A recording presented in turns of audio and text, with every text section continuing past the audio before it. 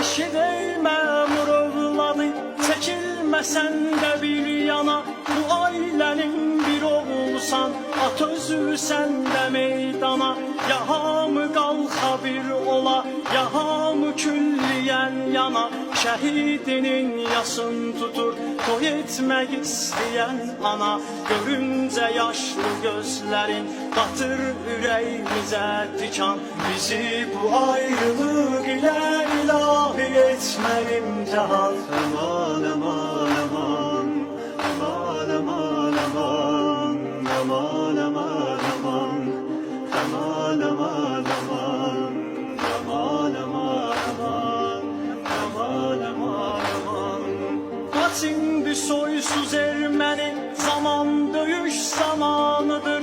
Bu xalqı zülmə yox deyən Hüseynçilər məkanıdır. Mübarizin cəsarəti